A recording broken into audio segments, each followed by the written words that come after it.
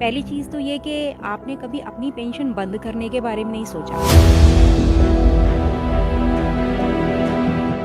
हमेशा अपने भत्तों को संसद में बैठ के मेज थपथपा के चुपचाप बढ़ा लिया।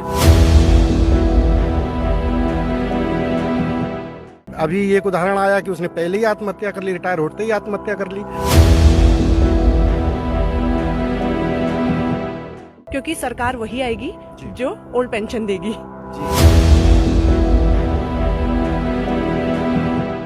नमस्कार, मैं रूपेश कुमार, अनसुनी आवाज में आपका स्वागत है। राज्य कर्मचारी भी हलकान हैं पुरानी पेंशन को लेकर, और ये मसला सिर्फ उत्तराखंड में ही मुखर नहीं है बल्कि पूरे देश के भीतर अलग अलग राज्यों में पुरानी पेंशन बहाली को लेकर कर्मचारी आंदोलन चला रहे हैं। सरकार की टेंशन है वो पुरानी पेंशन क्यों है, इस पर बात करने के लिए आशा राणा जी हैं, उनका हम स्वागत करना चाहेंगे। और प्रेरणा अंशु की और हमारी सहयोगी सोनी यादव मैम भी हैं, किच्छा से यहाँ पर मौजूद हैं, और नरेश चंद्र जी भी यहाँ पर मौजूद हैं। मैं सवाल की शुरुआत सोनी मैम से करना चाहूंगा कि आखिर पुरानी पेंशन का मसला है क्या, क्योंकि बहुत सारे जो आम दर्शक हैं, आम लोग हैं, उनको अभी इस बात की जानकारी नहीं है। तो पुरानी पेंशन का मसला क्या है? पुरानी पेंशन वास्तव में हमारे हम जो कर्मचारी हैं, हम जैसे अनेक लाखों की संख्या में जो कर्मचारी हैं, उनके जीने का एक सहारा है, एक स्वाभिमान है पेंशन।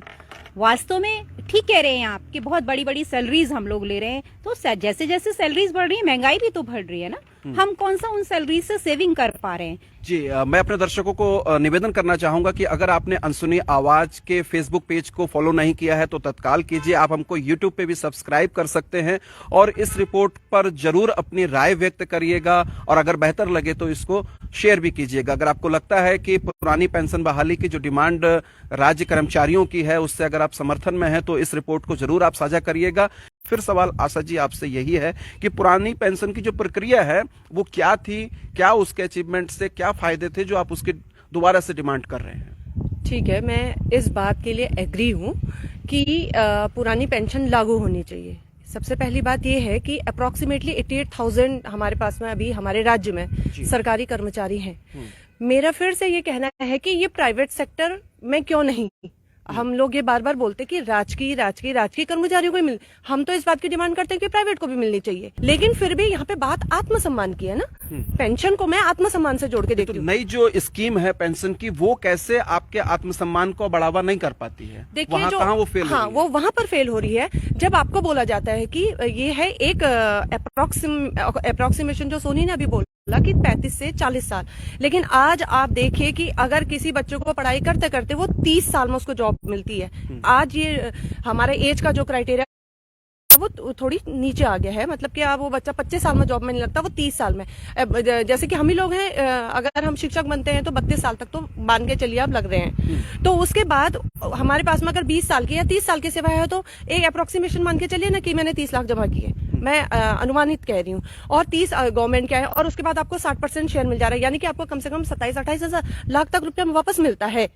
तो क्या मेरी जिस उम्र में मैं जॉब कर रही हूँ या एक मेल टीचर जॉब कर रहा है, उस टाइम पे उसकी ये वो रहेगा कि उसका बच्चा जॉब में लग जाएगा?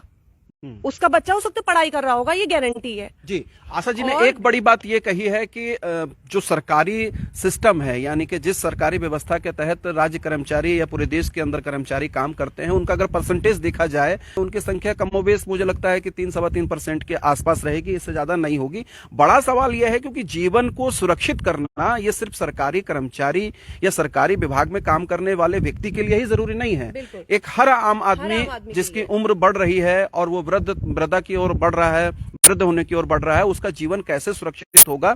तो निजी क्षेत्र में भी पेंशन की सुविधाएं होनी चाहिए, जो कि बहुत कम है। नरेश जी, मुझे आप थोड़ा सा ये बताइए कि मैं ये जानना चाह रहा हूँ कि पुरानी पेंशन की जो विशेषताएं थी, वो विशेषताएं क्या क्या थी? पुरानी पेंशन में होता था कि जो लास्ट सैलरी हुआ करती थी कर्मचारी की, उसका 50% उस पे तय होती थी पेंशन, और फिर उसके बाद जो भी महंगाई के हिसाब से उसमें बढ़ोतरी हुआ करती थी, जबकि ये चीजें एनपीएस में नहीं है। जो नई पेंशन नीति है सोनी मैम, इसको आप किस तरीके से देख रहे हैं? और चूंकि ये बहुत पुराना मसला हो गया है, आज की बात नहीं है, 2004 में जब अटल बिहारी वाजपेयी जी प्रधानमंत्री थे देश के, और तब भी भाजपा की सरकार थी, और उस समय ये पूरा मसौदा पास हुआ था।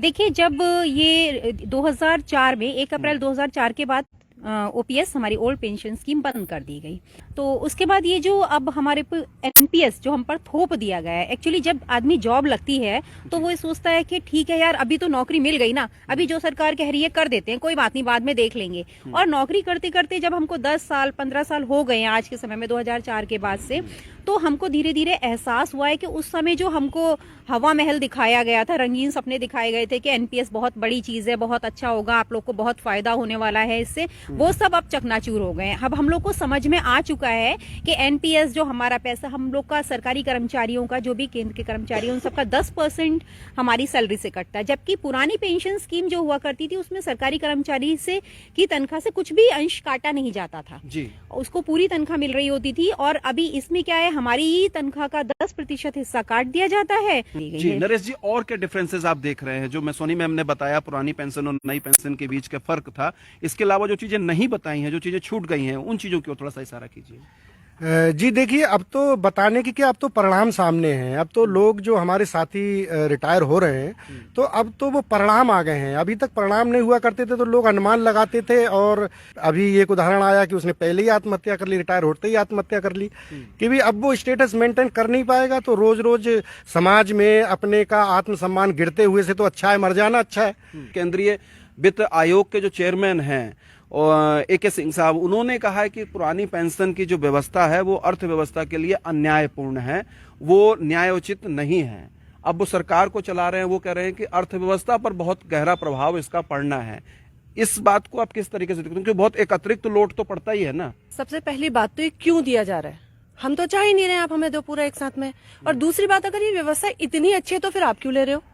आप छोड़ दीजिए उसे, जैसे और सारी चीजें छोड़ दीजिए। आप छोड़िए ना, अगर आपको इसकी और आपको लगता है कि बेनिफिशियल नहीं है तो सबसे पहले आप छोड़ दीजिए। और दूसरी बात, हम तो नहीं कह रहे कि हमें एक साथ में तो, आपका इशारा मतलब आप नेताओं से है, मेरा विधायक मंत्री देखिए, मैं किसी एक पार्टी के लिए नहीं कह रही, सभी पार्टियों के विधायक नेता। हाँ, मैं एक कॉमनली बात कर रही हूँ। जिन लोगों ने ये हमारे लिए ये जो नई पेंशन स्कीम लागू नहीं करी, थोपी गई, जबरदस्ती थोपी गई। हमारे पास में आता है लेटर कि आप अपना 10% कटवाइए, हम लोग का कट नहीं रहा है तो आप साइन करके दीजिए कि 10% कटना है। तो उन लोगों से मेरी सबसे पहली बात है, सबसे पहले आप छोड़ दीजिए। अगर ये स्कीम इतनी लुभावनी नहीं है तो पहले आप आइए ना उसमें।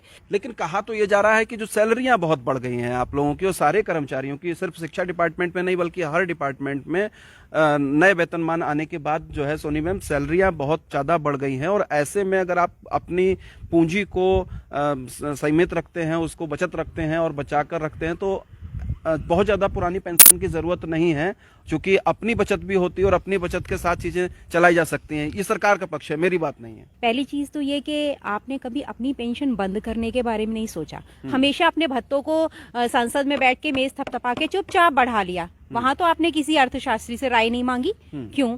और दूसरा तरफ आप पार्टीवाद भी नहीं है जी, दूसरी तरफ आप कह रहे हैं कि बहुत अच्छा वेतनमान हम प्राप्त कर रहे हैं। बिल्कुल जायज बात है, हम बहुत अच्छा वेतनमान प्राप्त कर रहे हैं। पहले का सरकारी मास्टर या तो पैदल चला करता था या साइकिल पे चला करता था, आज हम लोग मोटरसाइकिल, बाइक, गाड़ियां मेंटेन कर पा रहे हैं। एक अच्छी तनख्वाह हम लोग पा रहे हैं, लेकिन महंगाई बहुत बढ़ रही है।